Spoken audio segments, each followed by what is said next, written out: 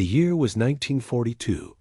Base Sand Trap was a cluster of camouflaged tents and rusted fuel drums hidden deep in the Libyan desert. It wasn't a permanent fortress. It was a ghost camp. By day, the sun was a white-hot hammer that could blister skin through a shirt in minutes. By night, the temperature plummeted so fast that the engine blocks of the jeeps would crack if you didn't drain the water. Corporal Dusty Miller was the base's lead scout and navigator. In a landscape where there were no landmarks, no trees, no rivers, no hills, Dusty used the stars and a scratched brass compass to find his way. He was the man who led the supply convoys through the sea of sand, where a wrong turn meant a slow death by thirst. The gritty silence life at Sand Trap was a cycle of dust. It was in your teeth, in your coffee, and in the action of your rifle.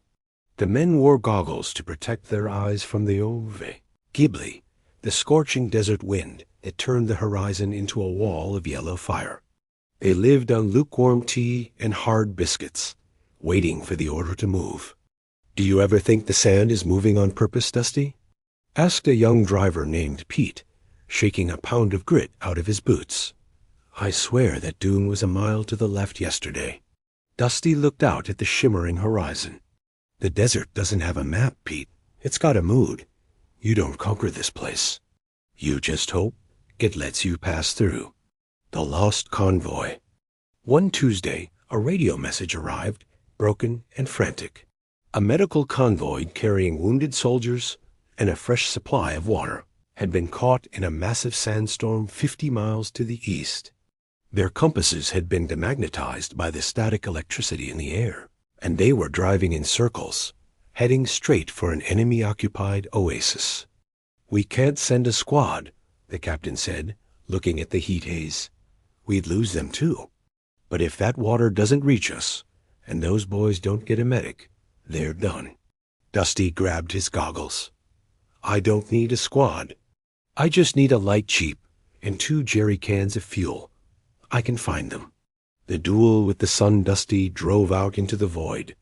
The heat was so intense it created a great mirage. It looked like there were vast blue lakes on the horizon, but as he drove toward them, they dissolved into waves of shimmering air. He didn't trust his eyes. He trusted his watch and the position of the sun.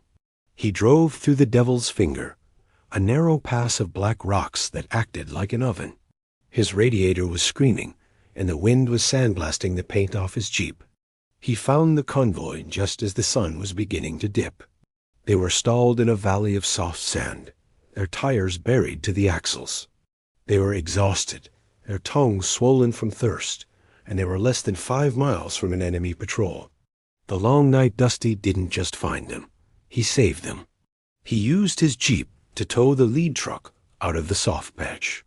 Then, instead of heading back the way he came, he led them through a blind path, a route through the rock plateaus where the wind swept the ground clear of sand, leaving no tracks for the enemy to follow. He navigated by the stars, pointing his Jeep toward the North Star and keeping a steady pace. He drove for 10 hours straight, his hands cramped around the steering wheel, his eyes burning from the dust. The first sip, when the convoy finally rolled into Base Sand Trap at dawn, they looked like a parade of ghosts. The trucks were battered, and the men were covered in a thick crust of salt and silt. Dusty hopped out of his Jeep, his legs buckling from the long drive. Pete, the young driver, ran over with a canteen. He didn't offer him a medal. He offered him a cup of water that had been cooled overnight in a wet canvas bag. Dusty took a sip. It tasted like metal and minerals, but to him, it was better than the finest wine in Paris. "You found us, Dusty," the lead medic of the convoy said, leaning against his truck. "We thought we were chasing a ghost." Dusty looked back at the desert, which was now turning a beautiful, deceptive shade of rose and gold in the morning light. "The desert likes to play tricks," Dusty whispered, "but the stars always tell the truth." The war eventually swept across the sands and moved into Europe. Base Sand Trap vanished, buried under the shifting dunes within a month of being abandoned. But the men who made it through that night never forgot the scout who could see through the mirage. The man who knew that in the great sea of sand, the only thing more reliable than a compass was a man who refused to be lost.